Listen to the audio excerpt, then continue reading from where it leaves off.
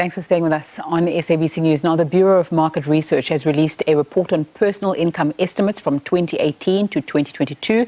Let's speak to Jacolize Meiring, who's the head of Personal Finance Research Unit at BMR. Thanks so much for your time on SABC News. Just take me through how you conduct this research. Good afternoon. Yes, so at the Bureau of Market Research, in our division, we have a income and expenditure model, which is based on both a Statistics South Africa baseline data, and then we use that on the micro level, we use then macro numbers from the System of National Accounts as released by the South African Reserve Bank to get a feel of how the distribution of income is in South Africa. So it is based on official statistics as released by our two official agencies in South Africa. We then have this model in order to get these estimates on total income as well as cash flow income in South Africa. All right, so take us through some of the highlights from that report that you've done. Well, as you mentioned, we covered in the report the period 2018 to 2022 and also providing a forecast then for 2023. And with the actuals then indicating to us that what happened to income, I'll just highlight what happened to income compared to 2021 to 2022. But before that, let me just indicate, I mentioned now total income and cash flow income. So we've got two income definitions in our model. And firstly, total income is typically what we see as reported in the System of National Accounts. It includes aspects such as imputed rent, so what a household would have received if they rented out their main property that they are staying in. It includes income in kind, so free electricity, free water, free education. All that forms part of the total income definition as determined by the System of National Accounts. Mm-hmm. In the BMR's model, we then have a cash flow income definition as well.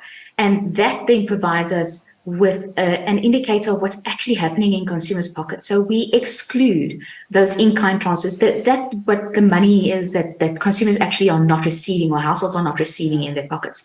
We exclude that to get a more realistic view. So from our data, we've seen that from 2021 to 2022, cash flow income specifically in South Africa increased by 8.5% in nominal terms. So increasing to about 4.9 trillion rand in 2022. And then if we look at some of our distributional data that's in our results, we could clearly see, first of all, income disparities, definitely. And we are all aware of income inequality as in South Africa having a very high Gini coefficient. So we're giving some other statistics to those numbers.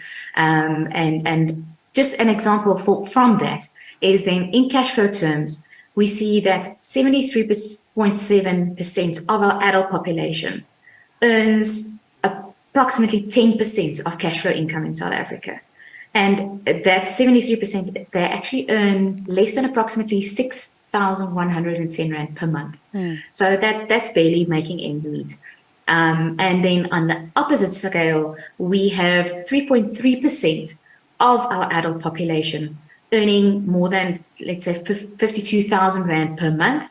And they earn from that pot of cash flow income that in South Africa, 44.8% of cash flow income. So that's the stark reality that South African households and consumers are faced with on that income disparity. And that's basically why we've seen the poverty, etc. And it's intensified, obviously, by economic factors in South Africa.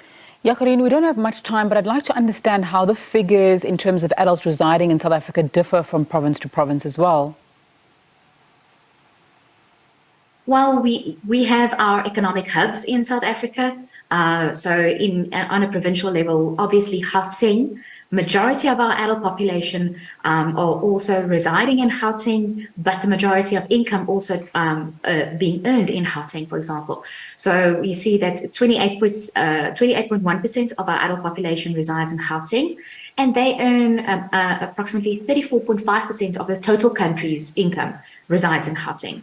And this is then followed by the Western Cape, where even though it's a smaller portion of the population, so 12.6% of the population residing there, they earn 26.1% of the cash flow income. And that is mainly due to our Western Cape residents actually earning a lot on investment income. And a lot of our retirees, our pensioners are actually residing in the Western Cape. So that is just an indication of the economic hubs. And then obviously on a further provincial level, our poorest provinces being Eastern Cape, and then like Northwest and Limpopo definitely also contributing to that. All right, Jacolize Meiring, the head of Personal Finance Research Unit at BMR. Thanks so much for your time and insight into income in South Africa. Really appreciate it. Thank you very much.